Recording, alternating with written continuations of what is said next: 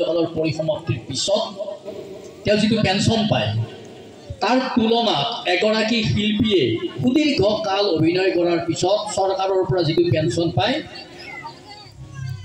আপোনালোকে শুনিলে আচৰিত হৈ যাব। আজিৰ তাৰিখত এগৰাকী শিল্পীয়ে মাত্ৰ ৮,০০০ টকা পেঞ্চন পায়, যিবিলাকে চৰকাৰী পেঞ্চন শিল্পী পেঞ্চন পায়। আপোনালোকে এতিয়া ভাবক ৮,০০০ টকাটো এগৰাকী ৰুগীয়া শিল্পীৰ ঔষধৰ দামো নহয়।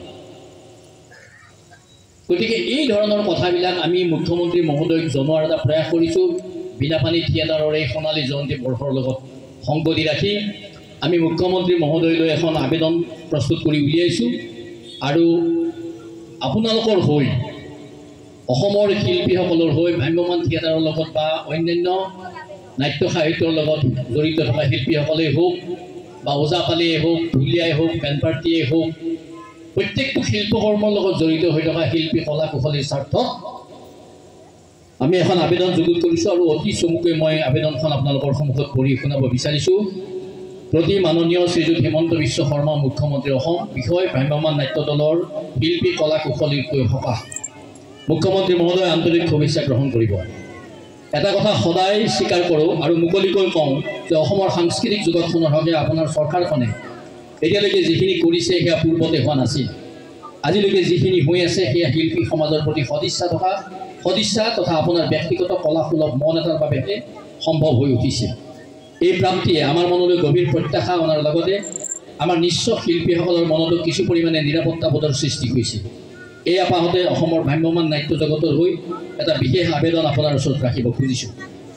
মুখ্যমন্ত্ৰী মহোদয়, আমি জানো যে অসমৰ স্বাভিমান ভ্ৰাম্যমাণ থিয়েটাৰ ভ্ৰাম্যমাণ নাট্য জগতৰ বিষয়ে আপুনি সম্পূৰ্ণ অৱগত। ইয়াৰ শিল্পীসকলৰ দুখ দুৰ্দশাৰ বিষয়ে আপুনি জানে আৰু সেইবাবে প্ৰতি বছৰে আন ক্ষেত্ৰত শিল্পীসকলৰ লগতে ভ্ৰাম্যমাণৰ ২-৪গৰাকী শিল্পীলৈও শিল্পী পেঞ্চন তথা এককালীন সাহায্য আগবঢ়াই আহিছে, যিয়ে প্ৰাপকসকলক যথেষ্ট উপকৃত হৈ আছে।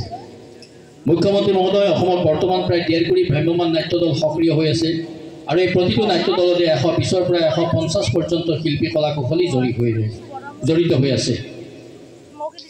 সামগ্ৰিকভাৱে অসমৰ প্ৰতিগৰাকী শিল্পী এখন শিল্পী সমাজৰ অংগ যদিও বাকীসকলৰ লগত ভ্ৰাম্যমাণ শিল্পীৰ এক মৌলিক পাৰ্থক্য আছে।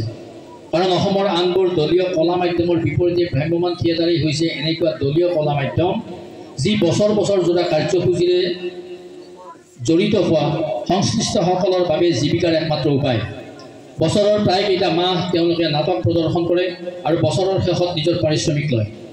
এনে এক ৰুটিনেৰে আয়ৰ অন্য উৎস বিচাৰিবলৈ তেওঁলোকৰ হাতত সুযোগ আৰু সুবিধা একোৱেই নাথাকে।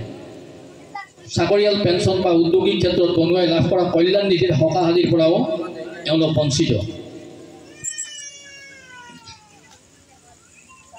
এনেকৈ ভ্ৰাম্যমাণৰ শিল্পীসকলে শৰীৰত শক্তি থকালৈকে নাট্যকৰ্ম কৰি যায় আৰু এটা সময়ত ৰুগ্ন দেহা আৰু সুদা হাতেৰে ভ্ৰাম্যমাণৰ পৰা অব্যাহতি লয়। ইয়াৰ পাছৰ সময়ছোৱা অতি দুখজনক। কৰ্মহীন হৈ যোৱাৰ পাছত উপাৰ্জনৰ নতুন পথ মোকোলাবলৈ এওঁলোকৰ একো সম্বল নাথাকে। এনেকুৱা অৱস্থাত কোনো শিল্পীয়ে ভিক্ষাবৃত্তি বাছি লোৱাৰ দৰে দুৰ্ভাগ্যজনক ঘটাও এইখন পৃথিৱীত নঘটা নহয়। মুখ্যমন্ত্ৰী মহোদয়, আমি বিশ্বাস কৰোঁ যে ভ্ৰাম্যমাণৰ এই দুৰ্ভগীয়া শিল্পীসকলে ভোগা যাতনাৰ পৰা আপুনিয়ে পৰিত্ৰাণ দিব পাৰিব। আমি জানো যে সকলো শিল্পীৰ ক্ষেত্ৰত সামূহিকভাৱে প্ৰযোজ্য হোৱা প্ৰচলিত শিল্পী পেঞ্চন আঁচনিৰে ভ্ৰাম্যমাণৰ বৃহৎ সংখ্যক শিল্পীক জীৱিত কালতে সামৰি লোৱা সম্ভৱ নহয়। সেয়েহে দলীয় ব্যৱস্থা এটা পূৰ্ণকালীন কলা কৰ্মৰে জীৱনপাত কৰা ভ্ৰাম্যমাণৰ শিল্পী কলা কুশলীসকললৈ আৰ্থিক সকাহৰ কাৰণে সুকীয়া ব্যৱস্থা এটা দিহা কৰিবলৈ আপোনাক আমি টানি অনুৰোধ জনালোঁ। আপোনাক পুনৰ কওঁ যে ভ্ৰাম্যমাণৰ শিল্পী কলা কুশলী দীৰ্ঘদিনে ভুগি অহা দুৰ্যোগৰ পৰা পৰিত্ৰাণ দিবলৈ এতিয়া আপুনি একমাত্ৰ ভৰসা। এই আশাৰে আপোনাৰ ওচৰত আমাৰ এই আকুল নিবেদন। আমি বিশ্বাস কৰোঁ আপুনি এই বিষয়টোত গুৰুত্ব সহকাৰে লৈ অতি সোনকালে বিহিত ব্যৱস্থা গ্ৰহণ কৰিব। শেষত পুনৰ শুভেচ্ছা জনাই আপোনাৰ কুশল মংগল কামনা কৰিলোঁ। এটি আপোনাৰ বিশ্বাসী আমাৰ যদি সম্ভৱ হয় আমি উদ্যোক্তাসকলক কৈছিলোঁ, প্ৰযোজক মহোদয় কৈছিলোঁ যে আমাৰ আজিৰ উপস্থিত থকা প্ৰতিগৰাকী সন্মানীয় ব্যক্তিৰ স্বাক্ষৰ লৈ আমি এই আবেদনৰ লগত সেই স্বাক্ষৰ সংলগ্ন কৰি আমি মুখ্যমন্ত্ৰী মহোদয়লৈ প্ৰেৰণ কৰিম। ধন্যবাদ।